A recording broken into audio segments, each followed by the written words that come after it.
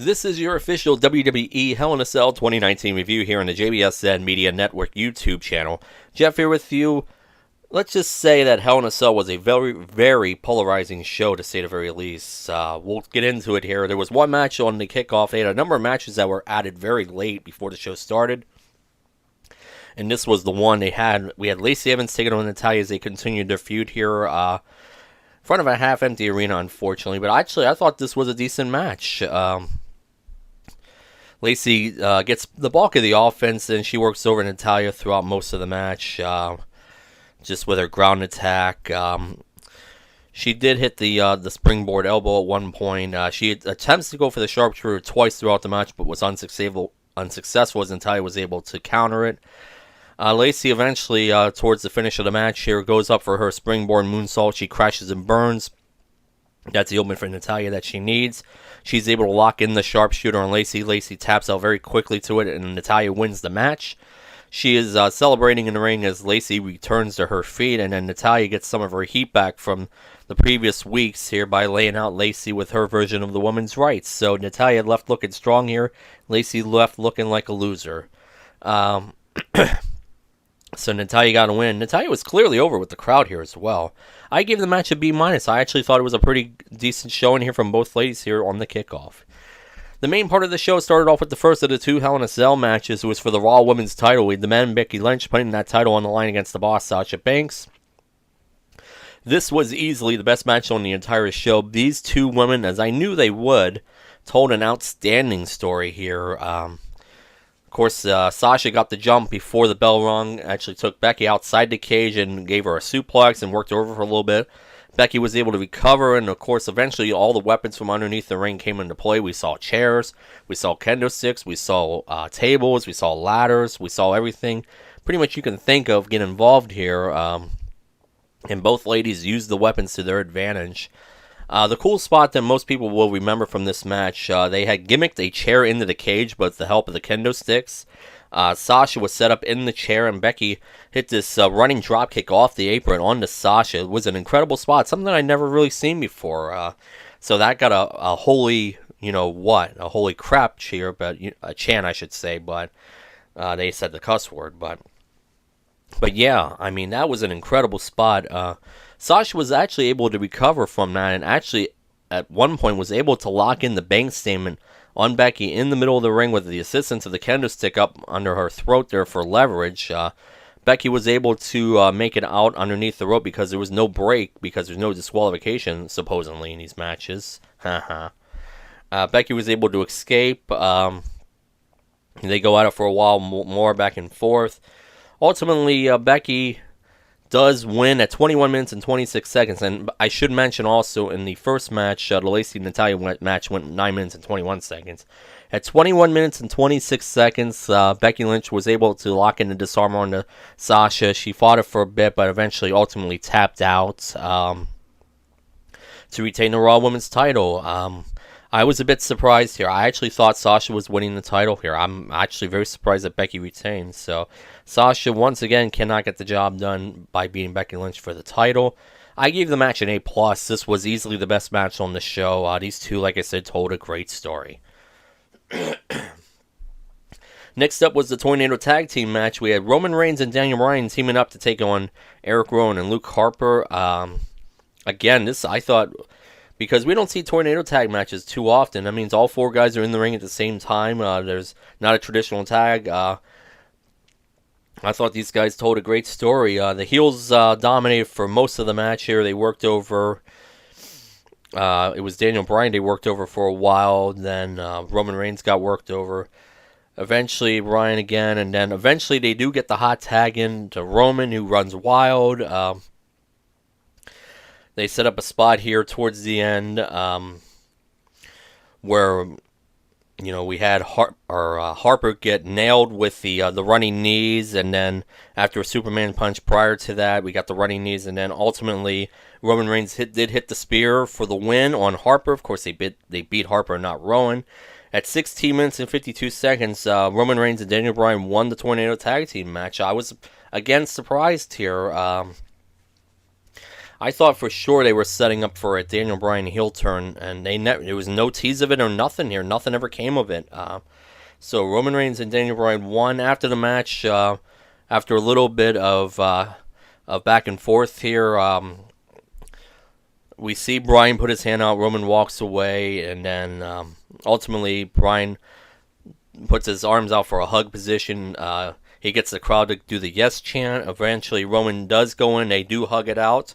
And they do the arm pose in the ring. I thought maybe that's where Daniel Bryan was going to turn heel. Nope, nothing happened. They eventually shake hands, and that's what it was. So they won at 16:52. I gave the match an A-. Again, overall, I thought the quality of the match was pretty good, so we had that. Next match on the card was Mustafa Ali taking on Randy Orton. This was a match that was made on the kickoff. Ali was doing a backstage interview saying he'd been missing out on opportunities. Randy Orton came in to taunt him, and then Ali challenged him to a match, and that's what we got here. I thought this was pretty much an average match, pretty much a run-of-the-mill house show match, really. The crowd was clearly behind Randy Orton, even though Mustafa Ali is the babyface. Oops. Ali, he gets some hope spots in. This was mainly a showcase for Randy Orton. They gave the match time. It went 11 minutes and 52 seconds, but in the end, to the surprise of nobody, Randy Orton does win. He won with the RKO. Now, he had gone for one before, but Mustafa Ali had this unique block and counter to get out of it, but ultimately he got caught in the RKO after a second attempt by Orton. He landed it, 1, 2, 3. And Randy Orton won at 11 minutes and 52 seconds, so he got a big win here. I gave the match a C+. I figured this was pretty much just an average house show match, I should say. Next up was the match for the WWE Women's Tag Team titles. We had Alexa Bliss and Nikki Cross defending the titles against the Kabuki Warriors. That's Asuka and Kairi Sane. This was another one of those matches that was made late because there were only 4 announced matches, like an hour or 2 before the show even started. This was a late one added as well. So Alexa and Nikki said they are, disturbed prior to the match, saying that why should they be having a tag title match against Asuka and Kairi Sane? They've really not done anything, which I agree with. But this was kind of an interesting match. Bliss and Cross were playing the baby faces. It seemed like Asuka and Kairi Sane to me were kind of healing it up a little bit more here during this match than they had been. Of course, there was no Paige to be found anywhere. But yeah, so they have the match. It goes back and forth here. Both teams get their offense, get their heat in. It's going along, and then the finish here, which was kind of interesting because I didn't see this finish coming. We see Asuka actually break out the green mist, something I hadn't seen. I don't think we'd seen in quite a long time if she had ever done it. I think she may have done it in the past, but she actually hits Nikki Cross in the face with the mist and then hit this martial arts kick to the side of the head, and that was enough to actually pin Nikki Cross. And at 10 minutes and 25 seconds, Asuka and Kairi Sane, the Kabuki Warriors, won the women's tag team titles. I didn't think Bliss and Cross were losing the titles. Now, to me, them losing kind of indicates that they may be splitting them up because they have this big draft coming up this week on television. So that may be why they dropped the title. So Asuka and Kairi Sane are the new women's SmackDown, or the women's tag team champions for Raw and SmackDown, I should say, at 10:25. I gave the match a B. I thought it was actually a pretty entertaining match to watch. Next match on the card was 6-man tag team action. We had the OC, the Good Brothers, and AJ Styles taking on the Viking Raiders and a mystery partner. That mystery partner turned out to be Braun Strowman, who got a nice reaction, of course. This was pretty much the type of match you figured it would be, kind of a rough, heavy landing blows and punches and all that kind of stuff. Kind of a hard-hitting match, which it was. I was not a big fan of this match. Both teams get their heat in. I was not a fan of the finish here.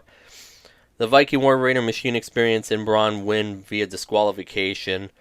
Strowman has AJ in position for the power slam. The OC come in to stop it, and then they just would not leave the ring, and then we had a 3-on-1 beatdown. And the match ends in a DQ because they wouldn't stop doing that, and then eventually the Viking War Raider Machine Experience was able to chase off the Good Brothers, and then Braun was able to get his heat in on AJ after hitting this big, massive right hand to knock him out. That's kind of the tease, something that Braun's doing with Tyson Fury. That's something they had done on television the week before.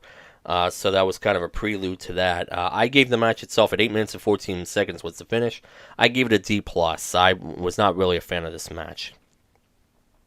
They did this backstage segment with the Street Profits. Again, one of these things I just don't like. They're doing all the usual hype. We see Carmella and R-Truth back there. Tamina Snuka makes a rare appearance here. Tamina Snuka actually rolls up Carmella from behind and actually wins the 24/7 title off first, so it's her first title win. And they go on the chase afterwards, and then the Street Profits do their usual garbage. Next up was another rematch. We had King Baron Corbin taking on Chad Gable. Of course, the story of this match, they would not shut up about it on commentary, especially Corey Graves, because it was getting on my nerves. Kept calling him Shorty Gable. It was just nauseating. It almost made me want to throw up as many times as they were trying to put that up. Now, I know they've been, I know they had trademarked or tried to trademark the name Shorty G and all that, so obviously it looks like that may be starting to come into play here. As far as the match, I thought it's a decent match. Pretty much what you would expect from these guys. Corbin is able to use his power and his strength. Gable, being the underdog, he does all the high-flying stuff here.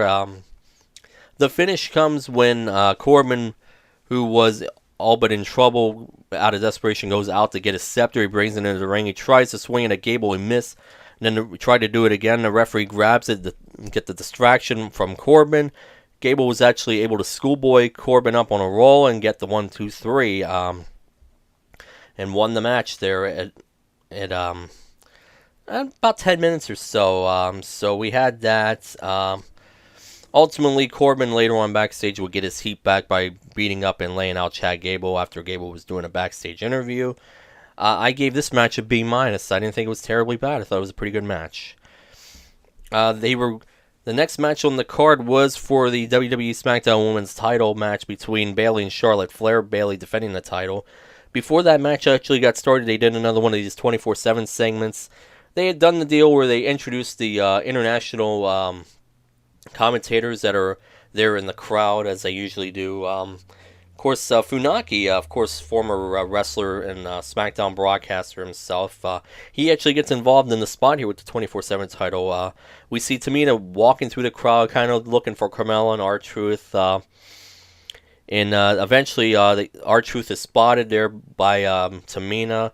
Funaki actually is used in the skit here. He's used as kind of a shield by Tamina. Eventually, R-Truth was able to roll up and pin Tamina after some sort of miscommunication or something or another. And R-Truth actually pinned Tamina to win his 20th 24/7 title. And then we saw the deal where Carmella got on his back and they ran away. So, yeah, it was cool to see Funaki get involved, and R-Truth once again is the title holder. So now on to the WWE SmackDown Women's title match. They were standing in the ring waiting for this to finish. Bayley defended that title against Charlotte Flair. Pretty much everything you figured it would be, but again with the 4 horsewomen here. Told a great story. I thought, again, this was one of the better matches on the card. And a lot of people were surprised by the outcome here. Charlotte eventually works over Bayley. And ultimately, in the end, at 10 minutes and 13 seconds, Charlotte was able to get Bayley into the figure 4, bridged it up to the figure 8. And Bayley tapped out in Sacramento. Of course, her hometown's in San Jose, not too terribly far away. So Charlotte did win the title. I figured she was winning the title here. A lot of people were surprised by that, but I figured this was the time to do it. And sure enough, they did it here. 10 minutes and 13 seconds. Charlotte is now the 10-time WWE Women's Champion. So she has regained the SmackDown Women's title once again from Bayley. And of course, Bayley, much like Sasha did after her match, she looked like she wanted to cry and do all that. And she was pouting out after the match like a spoiled loser that she was here. So, and your main event for the WWE NBC Universal title, it was a Hell in a Cell match, the second of the 2 on the night. And this is the match that everyone's talking about, of course, for all the wrong reasons. Seth Rollins defended the NBC Universal title against Bray Wyatt. Of course, he was as the Fiend here. This was quite the match. The match was actually in red lighting. They used red lighting throughout the whole match here, which was kind of a different look, I guess you could say. Kind of like a callback to Kane when Kane was really going like late '97, early '98. So they have this match, and boy, this was a crap match. This was horrible. Again, all the weapons get used here. We see the chairs, the ladders, the tables, the stairs. Everything gets used here in this match as well. And supposedly it's supposed to be no disqualification, but yet I don't know how many curb stomps that Seth Rollins hit. He must have hit like at least a dozen, maybe not more, and he had like a ton of super kicks. You talk about a super kick party. I mean, Rollins was doing a super kick party here, but none of that seemed to be putting Bray Wyatt down. He kept getting up, not selling it, and every time Rollins would try to cover after a curb stomp, Wyatt would kick out at one or something. So eventually they do a deal. Rollins does with Bray down in the ring. He piles all these chairs into the ring. I don't know how many chairs he brought in. He brought in quite a few. Piled them all over him. Bray doesn't look like he's moving at all. And then Seth Rollins goes out underneath the ring, gets the sledgehammer called a Triple H. The referee's telling him not to use the sledgehammer because Bray is defenseless. Seth balks for a little bit, but ultimately he does use the sledgehammer and smashes it into the chairs onto Wyatt, supposedly. And the bell is wrong. The referee calls for the bell. It's a disqualification in a Hell in a Cell match. And holy crap, the crowd did not like that. They were booing. They were booing Seth Rollins leading up to this with all the curb stomps and all that he was hitting. Because the crowd was clearly behind Bray Wyatt. They were ready to see him win that title. So, the referee calls for the bell. It's a disqualification. I know WWE did put out something on their website later on saying it was a referee stoppage. That's just a way to cover their rear. This was a horrible finish. This was a craptastic finish to this match, and this was not a very good match to begin with. It was booked pretty badly, in all honesty. Bray eventually, they were kind of doing a stretcher job here for Bray. He ultimately gets up after selling for a little bit. He ultimately gets out of the gurney or the stretcher and actually attacks Seth Rollins and lays him out with the mandible claws. They go off the air, and of course they get the laughing echo. So kind of a no finish here. Rollins is still the champion. The fans were livid. As they were going off the air, they had the BS chants, and then of course you had the AEW chants going on. Of course, I'm sure that's what Vince McMahon wanted to hear. And then people were also chanting refund. They did not like this. So I gave the match itself at 17 minutes and 6 seconds is when the match ended. I gave it a D-. I thought this was a horribly booked match, and it was sloppy, and it was not so sloppy, but I thought the booking of this match was just terrible, and the finish was just horrendous. So clearly this program is going to continue, but to end with a DQ in a Hell in a Cell match, that's ridiculous, and the fans were not happy, and I don't blame them. I wasn't happy either. I don't think very many people were happy. So Seth still retained by hook or by crook. And the fans, like I said, AEW chants, refund chants, bullcrap chants. I wonder what they were thinking backstage at Gorilla when they heard those fans chanting those things as they were going off the air, and once they did go off the air. Vince McMahon could not have been happy with that. So there you go. Now, what is my official grade for WWE Hell in a Cell 2019? My official grade for the show. I mean, there were some good matches. There were some not so good matches. I gave it a C-. That's my official grade. C-. I thought the Raw Women's title match, I thought the Tornado Tag match were pretty good. I thought Bayley and Charlotte actually had a good match. The rest of the stuff, for the most part, just did not live up to my expectations. So that is your official WWE Hell in a Cell 2019 review here on the JBSN Media Network YouTube channel. Thanks for checking us out. We'll see you the next time. Bye for now, everyone. For the JBSN Media Network, this is Jenna Green speaking.